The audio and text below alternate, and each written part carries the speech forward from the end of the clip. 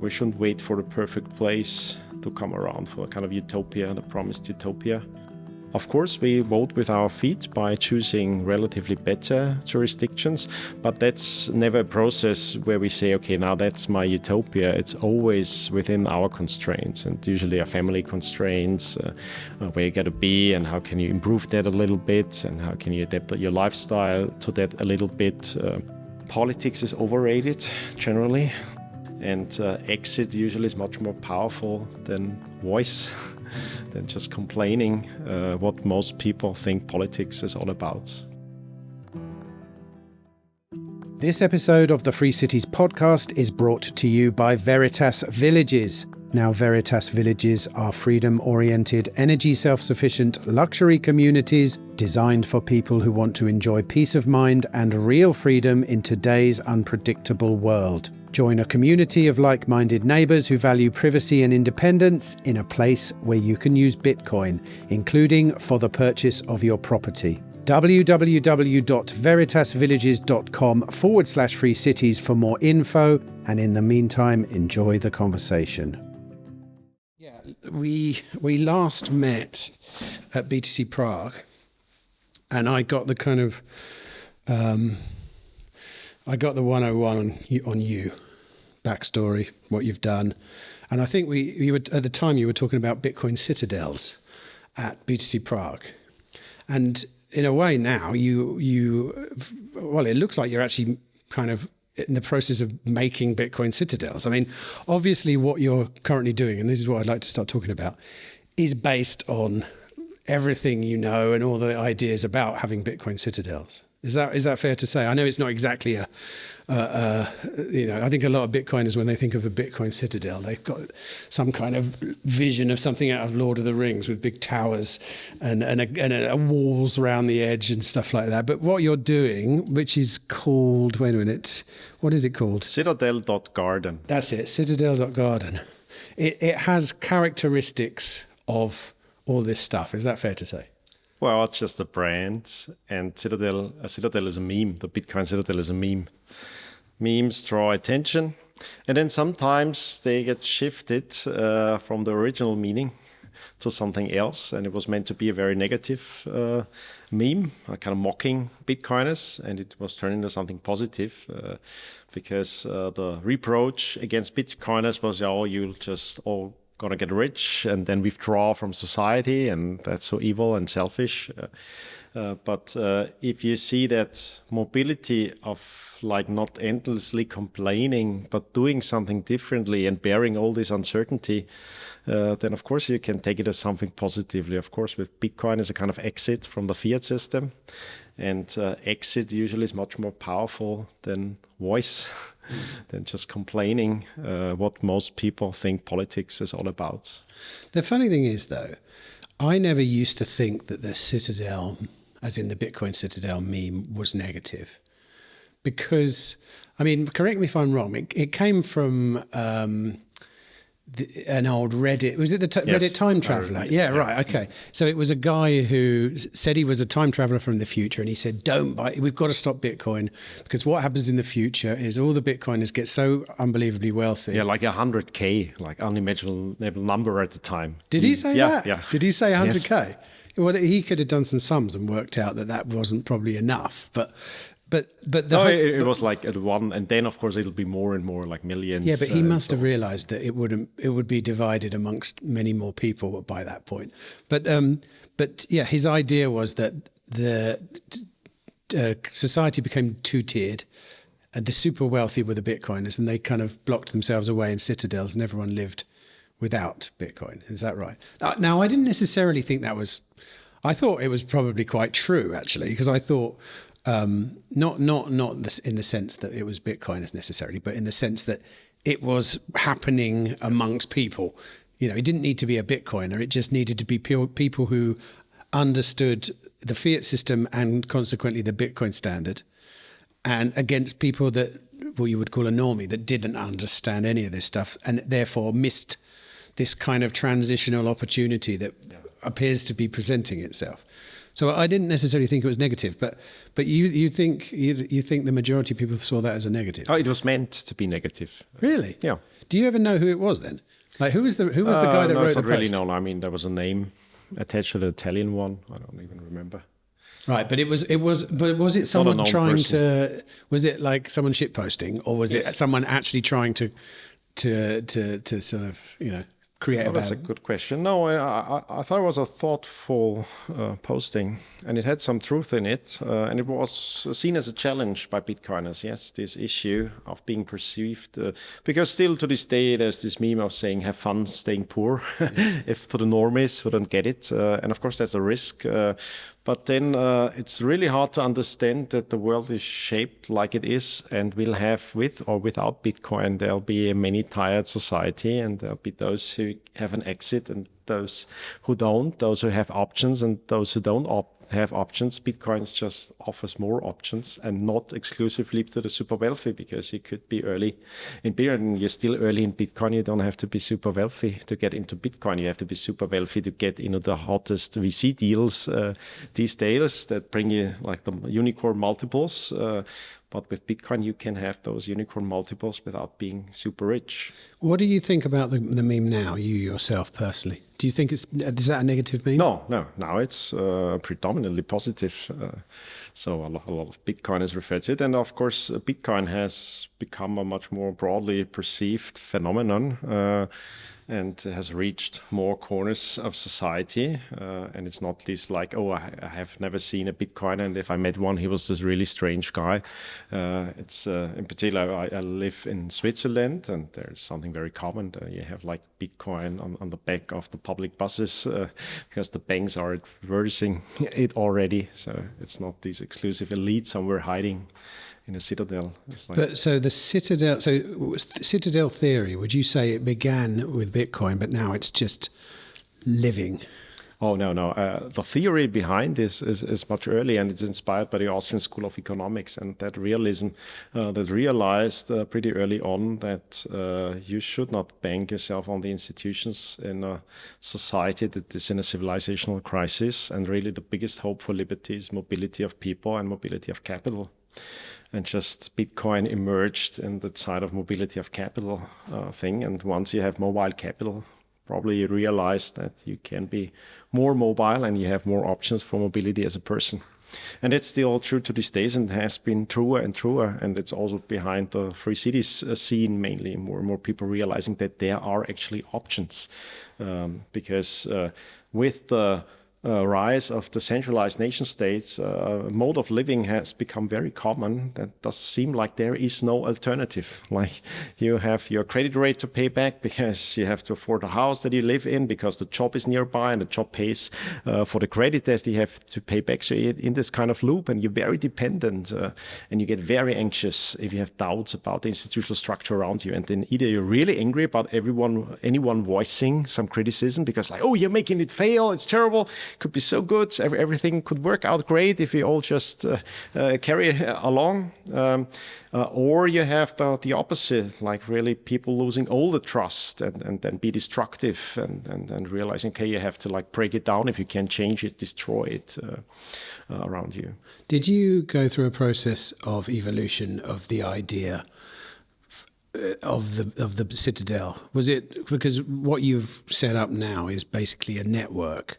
And the meme, the Bitcoin, the Citadel meme that I know at least was one place. I didn't know it had a kind of like a network component to it, which was, it was more like batten down the hatches and live inside this. I like the city states, like the old medieval city states. One place with a barricade around it, and that's where everyone's going to live. But you're very much about a number of places which give you, I suppose, that optionality. Is that the point? Yes, but of course there's some evolution, but I was early in a lot of things because I'm in that tradition that realized some of the constraints of today pretty early. In particular, if you try to bridge practice and theory, what I've always tried to do. So I had a deep interest in many aspects in the monetary aspects and the mobility of capital and what it means for wealth allocation, and of course in the mobility of people. I've been involved with many things and seen many things come and go, and tried to dabble in a lot of those things, and took my lessons from that. And a few of the lessons I learned, we can go through that, what led me to that path. It's nothing revolutionary. In the inside is a gradual understanding of a few things. And one thing is that we shouldn't wait for the perfect place to come around, for a kind of utopia, the promised utopia. Politics is overrated, generally. Like there's always, sometimes people are so fed up that it's reform, or again, time for reform. Unfortunately, the empirical record of those reforms is frustrating. So politics is an attention game. It's not evil in itself. This attention is very natural that we flock towards that attention. But generally, I would not bank on any politician and any national jurisdiction to be the greatest place forever. Of course, we vote with our feet by choosing relatively better jurisdictions, but that's never a process where we say, okay, now that's my utopia. It's always within our constraints, and usually a family constraints, where you got to be, and how can you improve that a little bit, and how can you adapt your lifestyle to that a little bit. Of course, you have many more options once your salary is location independent, or your upkeep is location independent, because that was really one of the tricks of centralization, is when industry and finance became more state-controlled, and you have this relationship between the stationary bandits, as economists like to call the political structures, and those generating wealth that are afforded protection. Is a protection racket, because a lot of the early industry in particular needed that really stationary dependency on one location, because that's like the good location where you have the energy, where you have the trade access, and then you want to be protected, and of course you want to have to give something for this protection racket. And part of it is that every entrepreneur in the West is an employee of the government and has to like keep the taxes. And this principle of tax farming has been going on for a long time. It was the Romans that, probably not the first ones, but pretty early had it as a business, the tax farming, and that has been going on. So once you can get off of the tax farming scheme, then you have more options as a person. That, of course, means that either you move to a relatively better jurisdiction, but then if you have a strong passport that comes from like the geopolitical structure of the world, Europe was happy, most of Europe, that it's aligned with the strongest power, the US. So European passports and American passports give you a lot of mobility. It's lots of countries you can enter without becoming a citizen, or in somehow be in some contractual relationship with their governments. So because we are tourists, we're seen as tourists to be milked, and lots of places need that or depend on it. So you can now, these days, have zero tax and very little regulation. It's very hard to beat that as one location. So even have like the lowest tax location. I live in Zug, which is a tax oasis in Switzerland. Whereabouts? Zug. Oh, in Switzerland. Yeah, it's a place in Switzerland. It's a place. It's a canton in Switzerland that has the lowest taxes. It's like a kind of Alpine Monaco. It's very expensive, but you have pretty low taxes. But still, it does not beat me not having a residence there and just being there as a tourist. And I could still have this quality of life, but I can't stay there the whole year round, and that's the issue. So if I was location independent and would be able to somehow move, and if I was alone as a single guy, that's easy. I would not stay in Switzerland the whole year. I would love to visit and visit frequently. And then you have like kind of like visa run, but it's the residency run. Every 3 months you leave, and then you spend time elsewhere where the weather is better in that season. And then you come back. That's a pretty great lifestyle. If you have family, that's an issue. I have family, I have children. And that was the motivation that I really need something more. And I don't want to wait until the end of my life, like liberty in our lifetime is our motto. I would love to see more places emerge, like the Emirates, like Singapore, that offer the kind of network effect of lots of interesting people, or Zug in Switzerland. Still a great location. There's 2 million people in my area that I can reach with a relatively high quality, very wealthy entrepreneurial people on average, high trust society. So that's good network effects. But before you go on, sorry, have they got autonomy then? The place you live in Switzerland, does it have a degree of autonomy to decide that it has less tax than the neighbouring place? Yes, there's something unique about Switzerland. Switzerland has the luck that the religions and the languages are not homogeneous. They are intersections. You have like different languages and different religions, and they don't overlap entirely. It's not like the French are Catholic and the Germans are not. So you have this mix of the two main drivers of identity, language and religion, that don't overlap. And so Switzerland is the last remaining piece of old Europe. It still has lost most of it, because of course Switzerland is going the same direction as every other place. But it was really hard to centralize, really difficult to centralize, and they have not emerged one language, religion, kind of identity in other places. So you still have the cantonal autonomy. It's very restricted for Swiss and European standards, but so much better than most places in Europe, because it's really small. Switzerland is a small place, and within it has more competition than a typical EU country compared to another EU country. And so it was the poorest cantons, actually, that figured out, okay, maybe we just lower taxes. Because usually, like, you increase taxes, you figure out you will make more money and spend more on government and get richer. Of course, it's the other way around. So by lowering taxes, they made more money and more money. And now the canton of riches, Zug, is the richest canton. And unfortunately, they have that little autonomy that you have to pass on the bulk of that income to the central state in Switzerland. But still, they keep some of it. And they can, and it's one of the very few places in Europe where the population and democratic votum, like this majority thing, which usually doesn't make that much sense, would agree to have lower taxes. And where their politicians would propose to have lower taxes, just to tell you, okay, our tax income has increased again this year. We don't know what to spend it on anyway, because everything is at the highest quality imaginable. We would have to pass it on to the central state. So let's just give it back to our citizens. And that's the amazing thing. Isn't it true that in Switzerland, compared to most places, you send far less back to the central government? I know in the UK, I think all of the tax that the councils make gets sent to the central office, and then they kind of have to get it back by doing what they're told, which is a terrible system.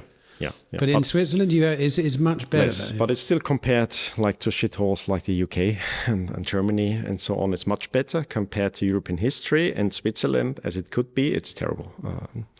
It's saddening a lot of Swiss people, the original Swiss people, in particular in these old Swiss cantons, like Schwyz is next to Zug, and it's like these original Swiss cantons. They have a very different mentality to French-speaking, close to the French border, and the big cities. That's the big challenge. In Switzerland, it's the big cities. So even Switzerland is not a perfect place. Even the canton of Zug is not a perfect place. It's all trade-offs. So one of the insights was, I'm not going to wait to have a perfect place, and I still like to endorse and do everything I can do to use that competition of jurisdictions and help politicians. I've been consulting politicians who try to appeal to voters by improving their jurisdictions, but usually it's a low chance of success and big trade-offs. And the much better way is to figure out how to allow that mobility of people and capital. And the biggest challenge I saw is it's very hard to combine with a family life and with building something like longer term, so the kind of middle class entrepreneurs. You have a lot of digital nomads. It's like I work with my laptop kind of thing, a lot of hustling, like something that's easily to be sold online. But I was more interested in like the old European family company people that have families because they are not afraid of commitments. They are not consumptive in their orientation. They are not up for the next like Instagrammable location and need to consume and go on vacation, which is a very proletarian thing. I think that you constantly need to go for like vacation because you have your bullshit job. You need to get a permission to get away from for at least a week, like not think about that bullshit. So I'm more, and that's my approach as well. I'm interested in those people who still figure out that location independence is worthwhile, but want to combine it. So I started building explicitly smaller, decentralized locations that don't bank on the perfect jurisdiction, but bank that there are some places that depend entirely on tourism, are pretty attractive locations, but they treat tourists much better than their own citizens, which is terrible, the perspective of the citizens, but that's the way it is. And so I could spend time in Europe. For these days, I wouldn't recommend anyone to take a residency in Europe or in Western Europe. Some Eastern European locations still have relatively okay deals. Switzerland is an okay deal if you have the money to afford it. But the typical Western European country like France and Italy, if you have a very, very high income, then it's the 200K, soon 300K flat tax. That's great, and it shows you there's a little bit of competition still available, or Greece. But generally, it's a trap. Like Italy would sell you the €1 houses because they want to get tax farming. They want to families settle to Italy and move their wealth with them, and then you're trapped because if you start a business in Europe, it's all like this capital gains thing and exit taxes on you get your first investor, and it's a valuation suddenly of a few millions, which means nothing for the entrepreneurs. Like, oh, finally someone believes in it as well, and I get a valuation, and you're taxed on the base of that bullshit made up number, and you can't leave the country anymore because you have to pay upfront the exit tax on the kind of valuation. Before we talk about what you are actually doing. This is bringing up a question that probably I should wait till the end, but I've got to ask it now because I just really want to know the answer. But everything you're saying involves mobility. And from what we know historically of governments, in the end, they constrict mobility. If you think about it, when you follow that trajectory, you mentioned exit taxes just now. That's kind of stage one. You know, stage 5 is a wall stopping you from getting out, right? Do you think that's a possibility in Europe? Do you think this kind of, I mean, when you look at the idea of, say, flag theory and geoarbitrage, it's gaining in popularity. There's no question about that, right? And the obvious answer from a state is not to become more competitive. Mm-hmm. It's actually to stop you going. And you know, with the right digital tools, that's pretty easy. In this day and age, certainly with a tax code, it's easy, but also in the end, with literally just like a East Germany, West Germany wall, you know. Do you think that could happen in our lifetime? Oh, it's happening. Of course, it's a constant struggle, but I'm not that pessimistic. Two things. I mean, I've observed the space for a very long time, and I always was afraid, like, don't share that with anyone because if it gets too popular, like, they make it impossible. Nothing of that kind really has happened, like, in the sense that it was directly a reaction to it being more popular. It's just when governments have issues, they will try to figure out a way to get more money out of you, and it's happening all the time. But also you see the immediate impact, like the UK abolished the extraterritorial taxation, the non-dom thing, and that led to a huge influx into Switzerland, for example. But they're not going to change their policy on that, though. That's not going to affect them at all. I don't think they look at that and go, oh dear, we've made a mistake, we better backtrack, we better do something different. I think they double down. They try and stop everyone else leaving at that point. That's what I'm saying. Is this trajectory an inevitable thing? Is it going to be? Are we going to reach a point where the idea of travel, you know, in our lifetimes, is going to be incredibly difficult or very restrictive? That's all possible. It's just new options have been emerging over the last few decades, and turnarounds happened that were unimaginable, like that Italy and Greece would call back the millionaires that had left the countries. of course, after a financial crisis or almost a financial crisis, so the UK probably has to go to shit more, but it's still, I'd call it a shithole country. It's for Europe, it's a shithole country, the UK, and a lot of British are not at all satisfied. And Germany is getting there, and France is getting there. So, of course, I mean, France is considering exit or this nation-based taxation even. That's a terrible thing.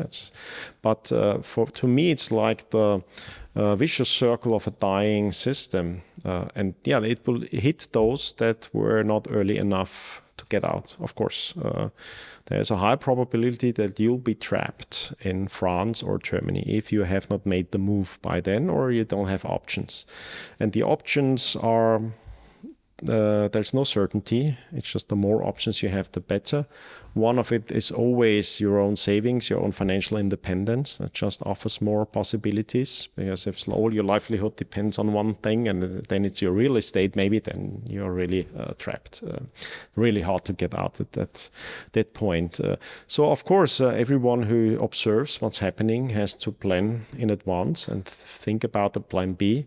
And lots of people think about it, and the whole world changing into a multipolar structure. Now it seems entirely impossible that the French would be able to execute that kind of policy on the world like the US has been doing. France was a big power, but it's a ridiculous power. They can't even maintain the puppet regimes in France, in Africa, with the French military forces that they sent there, and their made-up money that they sent there. So I wouldn't be too afraid of dying institutions unless I was dependent, like a feudal serf. And that, unfortunately, is the reality for many Europeans. But I mean, it doesn't help us to worry too much about other people. It's not, I don't mean it in a selfish way.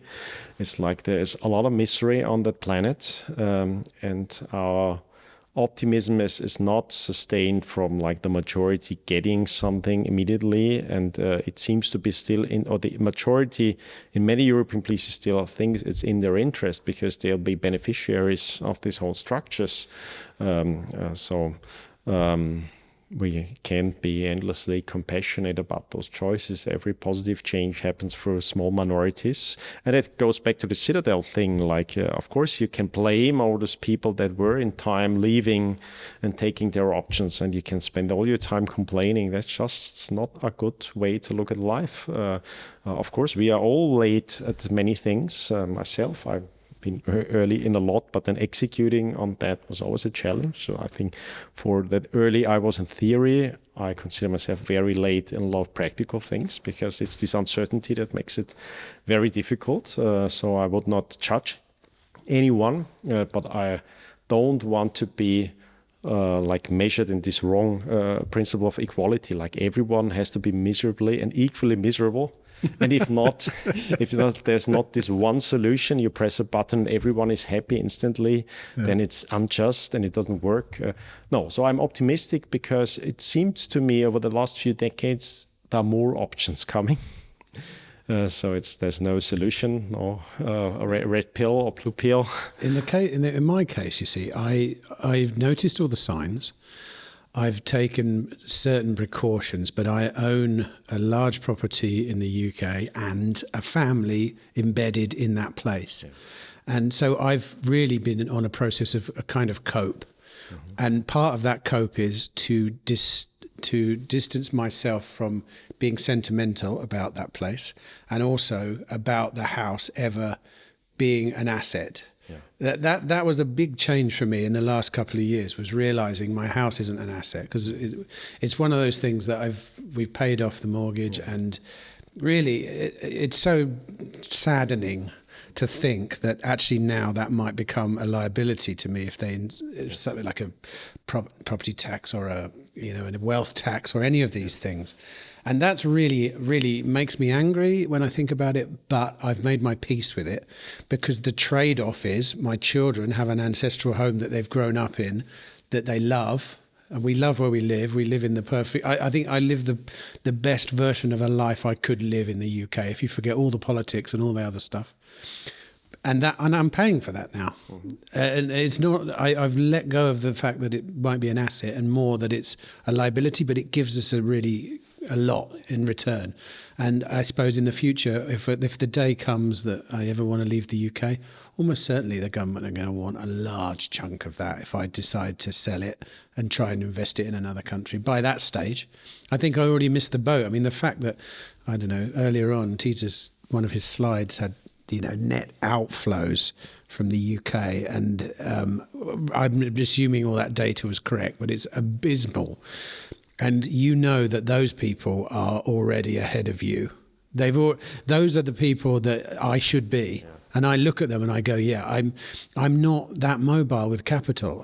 I've got a very vested interest. I think I plan to be, but I have to wait for my kids to reach a certain age, I think, before I do that, because they're embedded in and it would be bad. It would be a mental health decision in many ways for my children to say, look, why don't we just sacrifice a part of our lives for this thing? I know I used to think that an investment in a house was great and it's good, and one day we can take some of that capital and do something with it. But actually, no. I've made my peace with it, and it's just a shame. And it makes, when you look at the people that want a cut of that money, which are a bunch of idiotic, sort of semi-socialist, failing business owner, politician types. It's like we're reaching that point in the curve where it's so depressing that you've got all the productive people here and all the unproductive people here in the governmental jobs telling these people what to do, and it just doesn't work. Mm-hmm. And the only option I see now is go. Yeah.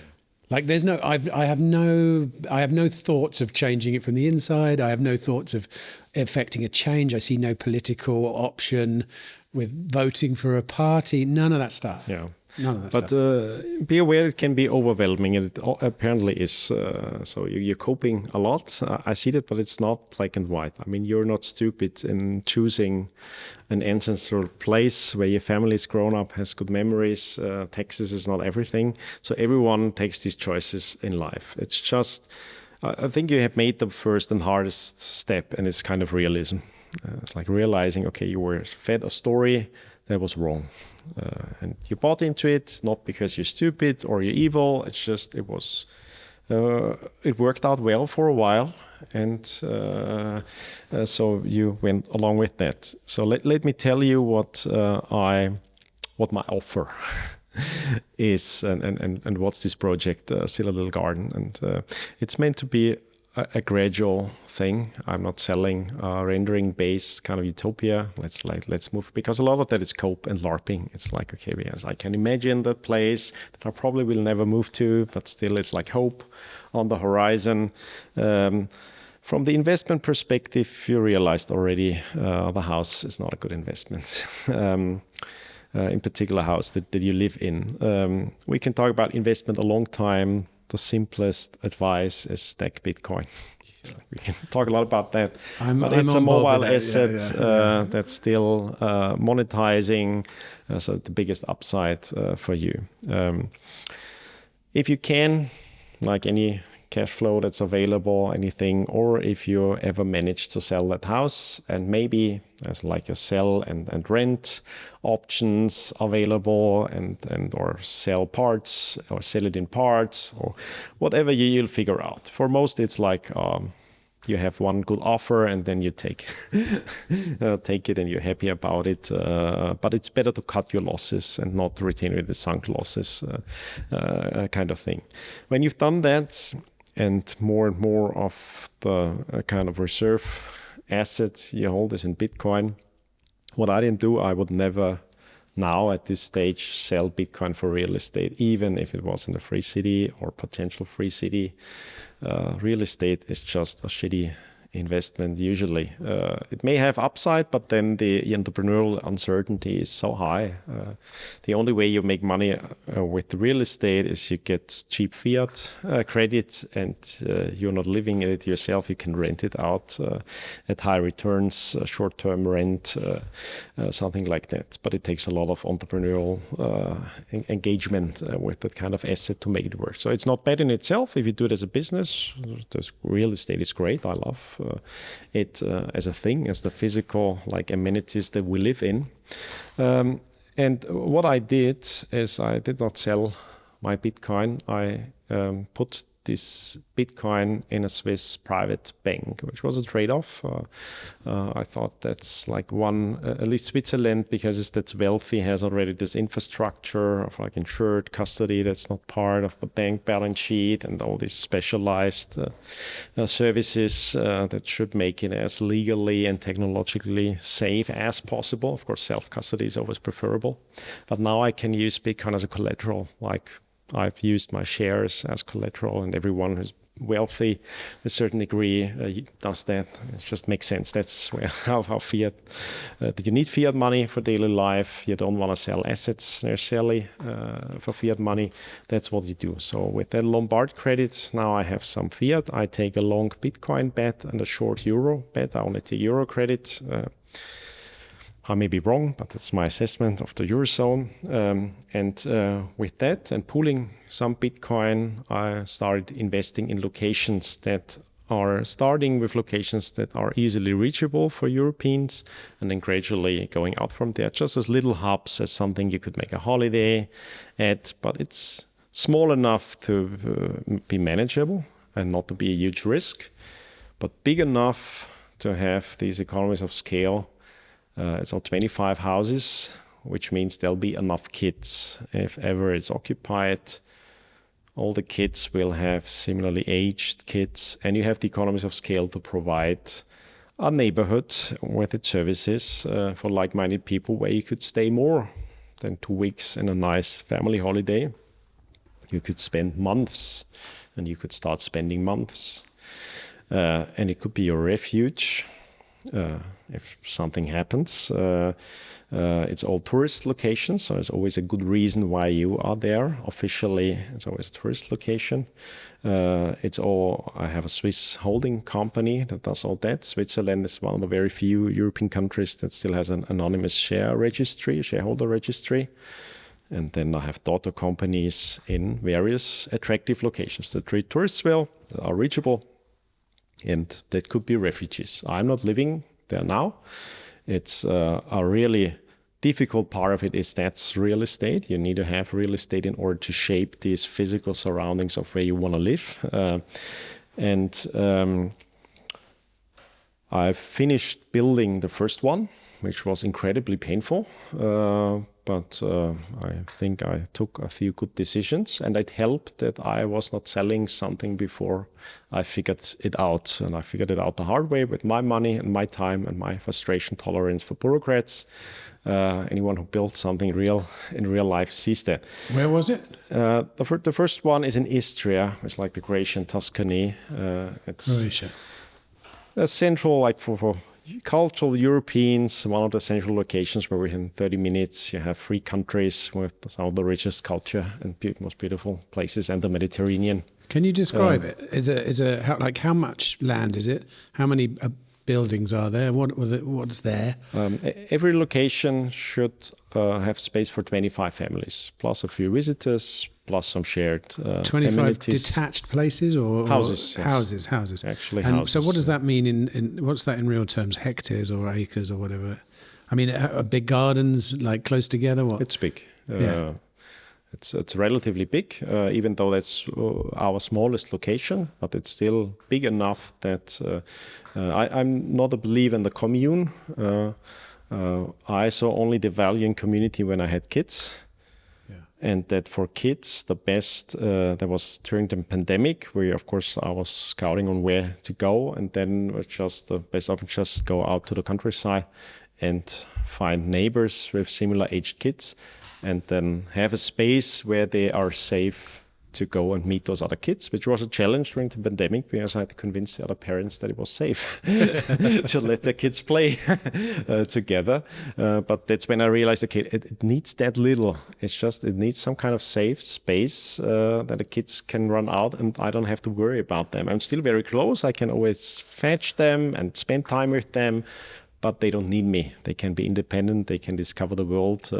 And it's like, I think what he's saying, it needs a village to raise a child kind of thing. It needs a safe neighborhood where you don't have to helicopter parents your kids, which in many cities is the case. And then it's screen time and like keep them trapped in their little apartments or in school, where it's like prison-like institution. And the main service is just they keep your kids safe, you think at least, so that you can work and do your stuff. So that's why the main community is about the children. So it's not detached gardens with fences between them, but it's private homes where you can have your privacy. And it's one huge park-like garden where the kids will roam around, where you take your hike and walk around. Do you know what? Before you go on,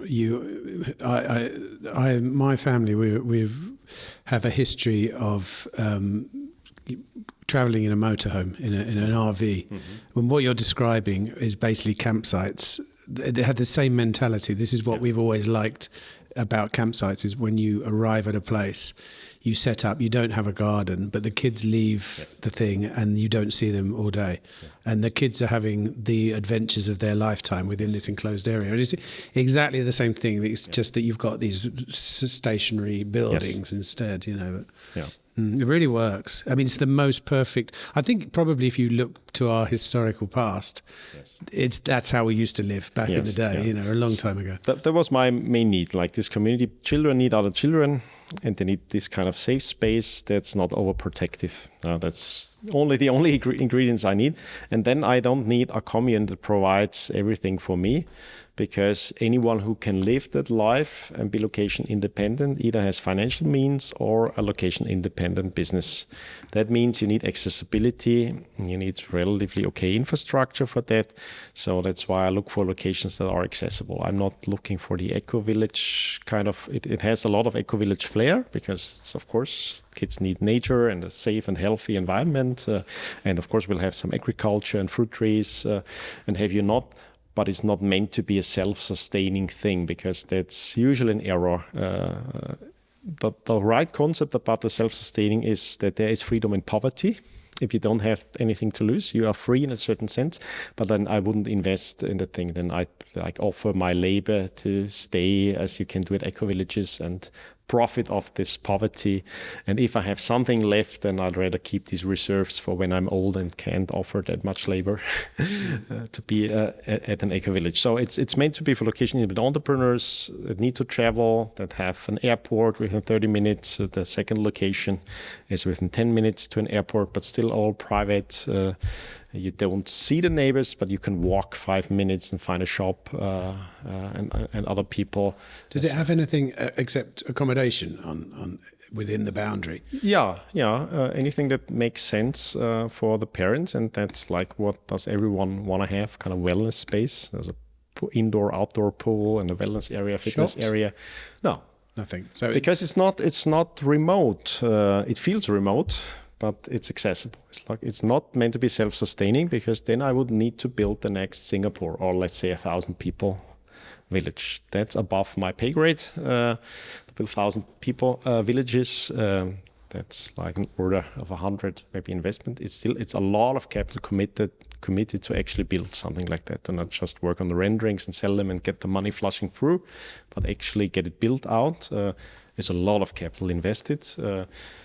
And as I try to do it without selling Bitcoin, it's like twice the capital needed, because I get a 50% LTV, and because I'm conservative and risk averse, it's even more. So I have like 3 times the capital to build, but I can do it in a very safe way, and I don't have to feel bad about offering someone that option, because I'm not selling something to make a quick buck. I honestly think it's one of my better investments. That's why I did it myself. And I would not recommend anyone to do real estate without doing it a business. Buy a plot somewhere, or get credit to buy something, because real estate, and I saw that in reality now again, means you have to do with fiat a lot. It's like you don't really own it. It's within the jurisdiction.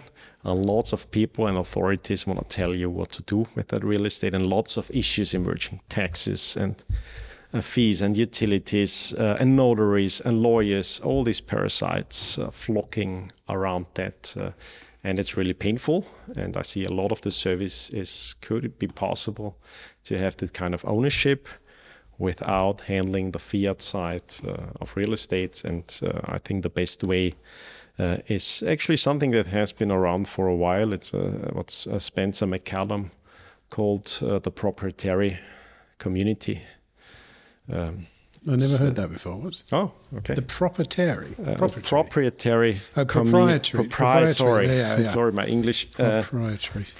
Well, explain community. it. Explain it. What is the proprietary community? He realized that a lot of the old settlements, were all these parceled out plots with neighbors that don't know each other and have no coherent thing. That's why people always look for politics to solve their problems and the conflicts and the infrastructure and so on. Then he realized something happening in the US with the shopping mall and the hotel industry emerging. He realized he shows very well how in history they figured out that actually there's so much more value in not like parceling out the hotel rooms, but providing a service with that.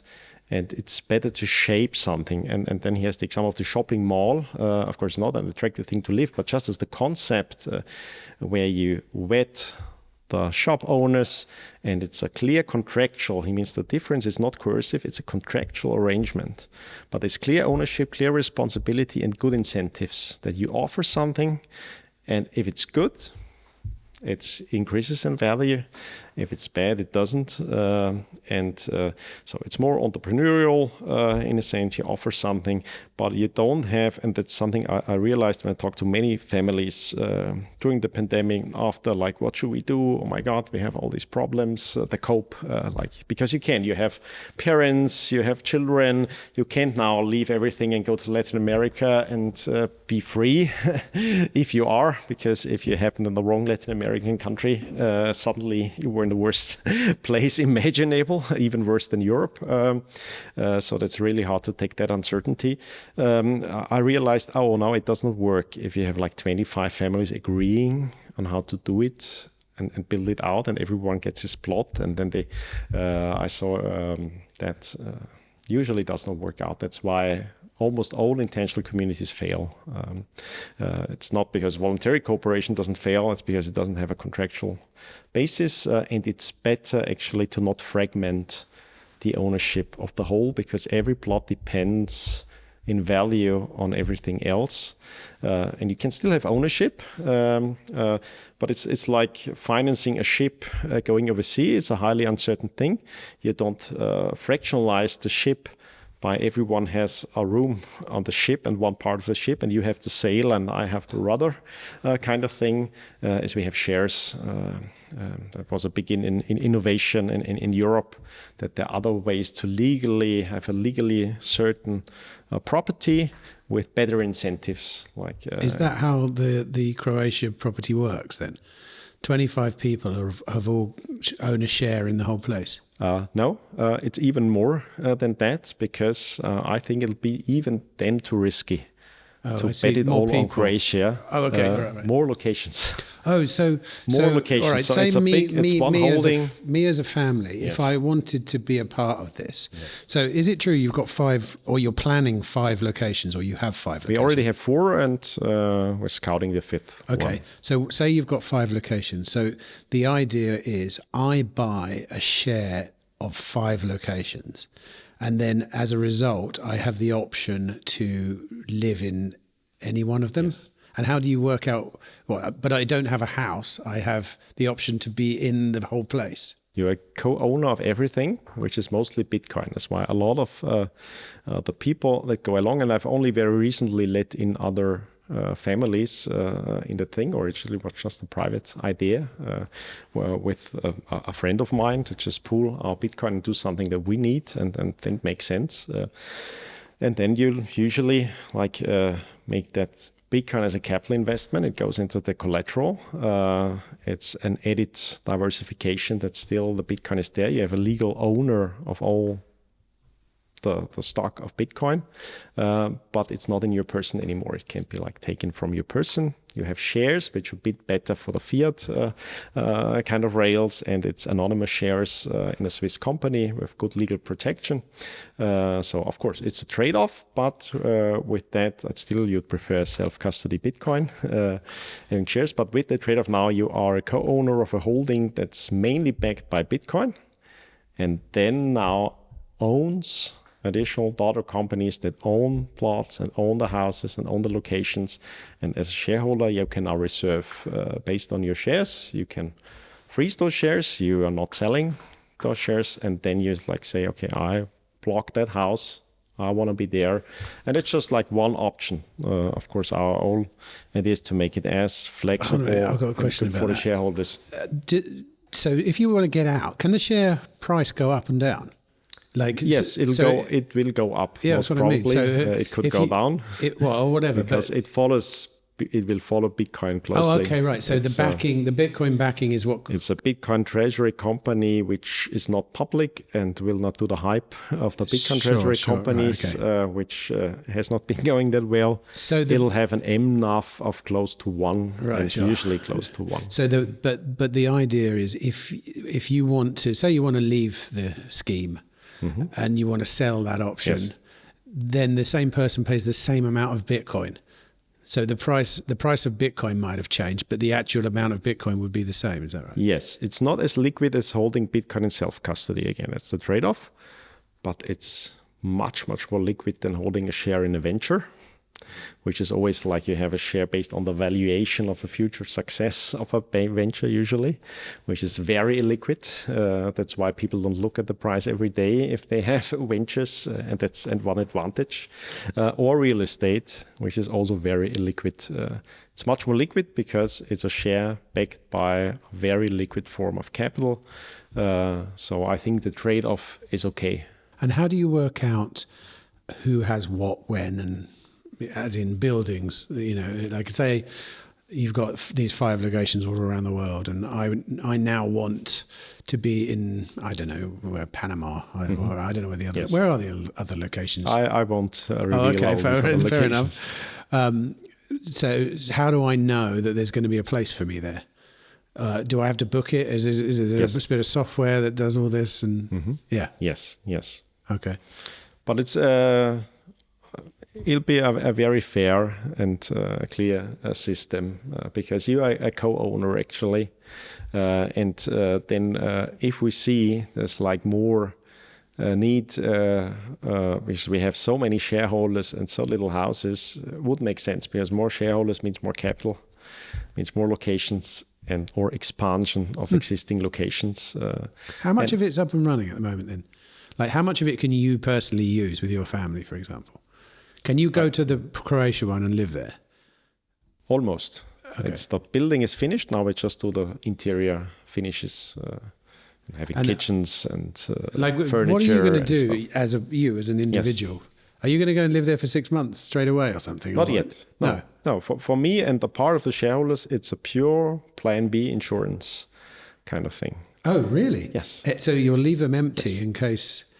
No, I don't have to leave it empty. It's a refuge I can use as a shareholder. Right. Okay. And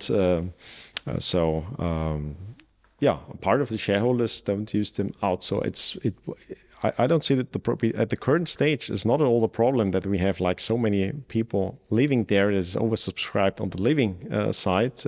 It's because it's a pretty high level of initial investment, which is about the price of a house, but in one of the settlements. So then compared to a UK home or so, it's a relatively low amount of money. Of course, we'd rent out to compatible families, parts of the places that are not used if we don't use them ourselves. So there will always be a buffer for shareholders that actually need it and want to use it, but you don't have to. And for me, that's a lot. Makes it much easier now, because otherwise I would have to convince my whole family for that one location and that one spot now and make all that investment up front, which usually does not happen. And then like we take a guess and then it doesn't work out and then it's all gone. It's the kind of thing now I think it's much better to have kind of insurance that there are locations for people who value freedom. The more come in, the better it scales, the more choices we have. But we already have pretty good choices whenever that becomes relevant.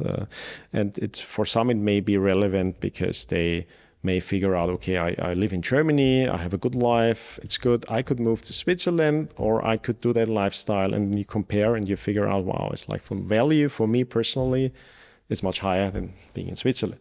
Now, for me, it could be that Switzerland goes further to the worse, and either I have to leave or want to leave, or I just spend part of the year elsewhere, and I just want to have more options. That for me is freedom, have as many options as possible without giving away the thing that mostly gives me those options, and that's the upside of Bitcoin. Sure. Still appreciating. So so the plan is 5 locations, but at the moment, if you want to buy in, do you buy into one and then do you have to add capital at a later stage, or is there? How does it work? Is that the advantage of being early? I suppose. Yes. Right. So that's an incentive to come in early. As it progresses, you end up with more properties at your disposal. Oh, right. That's interesting. And how public's this?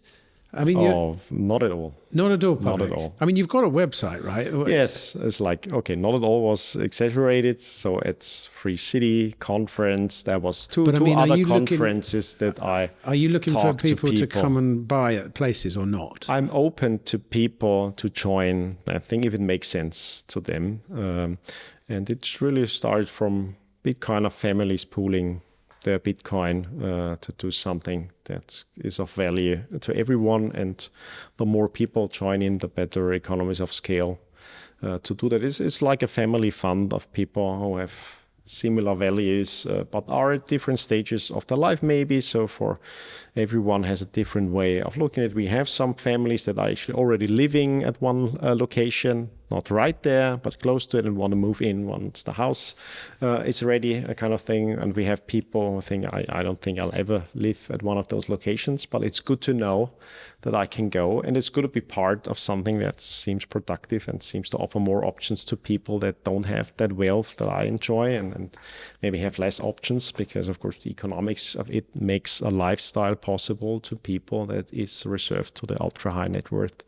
If you have the money for a second and third home that can stay empty the whole year, like many wealthy people do, of course you probably don't need it. You would need it if you figure out, well, having my own luxury condo is like having your own yacht. A pain in the ass usually with the upkeep, and then you don't have the right community around. If you have children, that is maybe important, and all these little trade-offs and variables. And I think the overall risk value structure is better if you do it in that joint way. Are you ever planning on making it like a normal business, like a public, like a lot of the people emerging in the free city space at the moment? They're offering freer places, the option to buy into a freer place, and there's different levels of autonomy and all this kind of stuff. Are you ever planning on running it like that? No. The trade-off is that I value privacy, and it's important, and I don't think it's a good idea to do the political game. I don't want to have raise a flag before I have a reason to raise a flag. Yes, I don't want to live in a country where the government considers me an enemy. That's just, I think, on the risk side lowers the value for me a lot. I don't have to. I'm privileged, of course. I have a good passport and the wealth to be mobile and live at any place. So why would I go to a place? So this kind of sovereignty thing I love. I would love to see places that can leverage all the network effects of attracting entrepreneurs to build businesses on location, industry on location. That's amazing. We are getting there in our lifetime, probably. But it's $1 billion investment, I think, and not at the 100 millions that I think are possible to raise now for the niche that we're in, and that I'd be comfortable in running that kind of risk return calculus. So I'd avoid any kind of public, like, oh, that's our free space, because, and we saw it in the pandemic and afterwards, don't draw too much attention to it.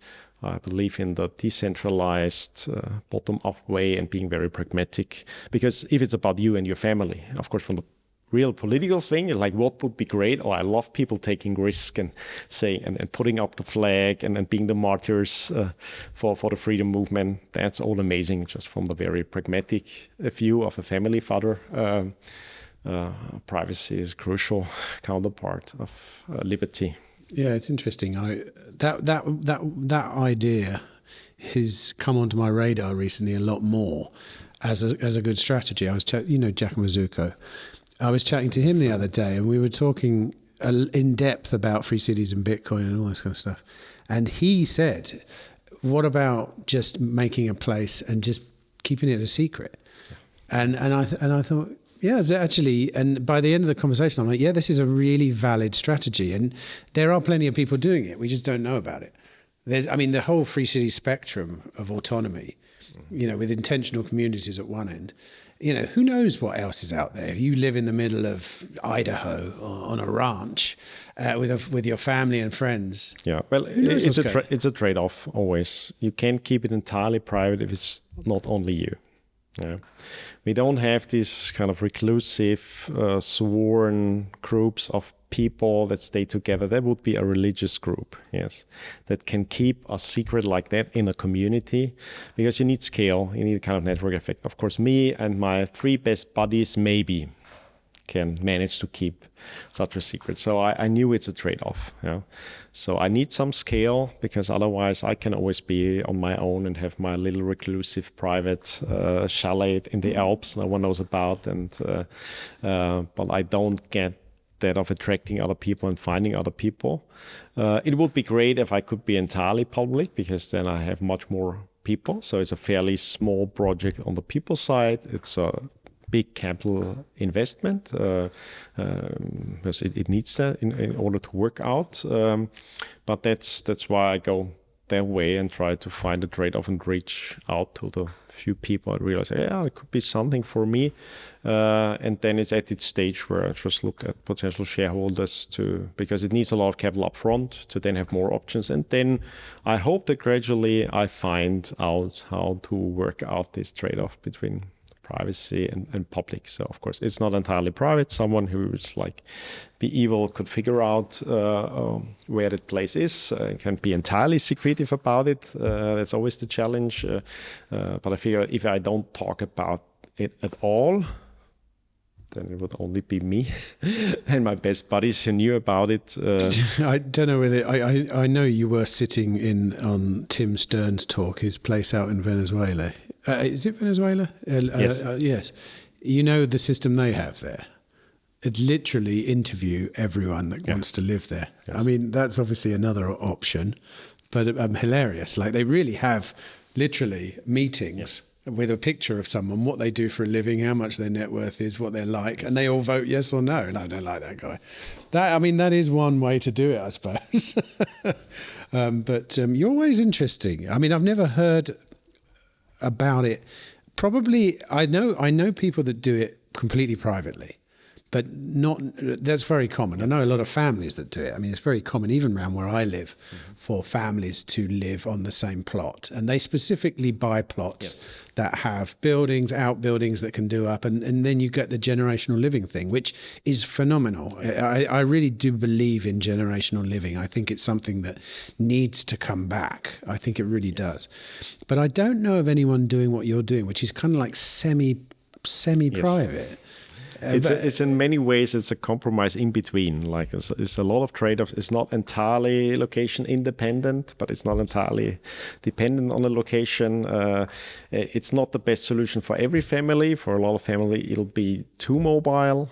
For other family, it's too stationary because it depends on you like coming back to the similar places and be with similar families and adopt yourself a little bit if you want that continuous social environment, but that's your choice. But I mean that's one of the insights on Austrian economics. It's all about trade-offs and opportunity costs. It is, and having more options rather than less options. So am I right in thinking that if someone listening to this could contact you and say and introduce themselves to you, and there could be a dialogue to be had if they could easily be part of it? Yes. Absolutely. Interesting. Well, there you go. I think that's a fair place to end. Actually, something I just thought of. I interviewed someone the other day that knows you quite well, Leon Vancombe. Do you know Leon? Sure. Right. I've noticed it in speaking to you now, where you and him, maybe he learned the ideas from you, but his ideas on real estate are incredibly influenced by what you're saying, I'm imagining. I hope so. I spoke to him for 2 hours, and he's a real estate guy as well, and he is restructuring his whole business to basically get out of the real estate aspect of it and into the Bitcoin aspect. And according to him, he thinks the whole thing is repricing as we speak now. And I assume you do as well. Sure. You know, the money is moving from real estate. One of the primary sources is the money moving from real estate into Bitcoin. Yeah. Wow. It's a good, I say, well, that's good to hear, but obviously I've got a big bit of real estate that's quite a large part of my net worth, unfortunately. But hey, so be it. You know, like that's the way it's going to be. I've got my plan Bs. Anyway, Rahim, thanks. That's very fascinating. You know, I'm just going to clarify what it is, because just based on what I think I've just learned, network of semi-private places which are plan B options for families. It's very family. It's nothing to do. It's specifically because families. That's the limiting factor. You don't need to have a family, but if you have a family, your options are usually more restricted. Because if you're a single guy, you could like live in the middle of Africa and Yes. be happy and take all the risks and be at the war line and take all the value options in the world. If you have a family, it's you care about safety, accessibility, and this network of other families. And the network grows, and as more and more trusted people become a part of it, and then it becomes a kind of network of plan B options, or even just options. And the options are very much inspired by the notion that being a tourist in a country is better than being a resident of the country. Phenomenal. And if people want to find out about it, it's Citadel.garden. Right, Rahim. Fab. Thank you, Tim. Fab. Really interesting. Really, really interesting. I'm really happy people are doing stuff like this. I've noticed this year at the conference that there's lots of people doing different versions of this now, because you know, this whole thing, when it first started, it was very much about complete sovereignty. You know, it was all about, we're going to create sovereign places, or we're going to get semi-sovereign places. And now this other end of the market is like evolving, which is more realistic in many ways, much more shorter term available. You know, there's none of that long-term negotiation. And interestingly, I had this conversation with, you know, Liberland, Sure. you know, Vit, right? I was talking to Vit, I've interviewed him the other day at their Serbia location. You know, they have Yes. dark. And I said, this is Liberland. I said, we're living. He said, like, you've got none of the problems here. No one's banging on the door. No one's waking you up at night, knocking down your structures. Exactly. You're all living here, and it's actually pretty cool. And you've got a nice lake and nice little buildings and stuff. And it's true. And he said, you know, look, Liberland is a lot of things. Yeah, sure. There's this bit of land, but Liberland's an idea as well.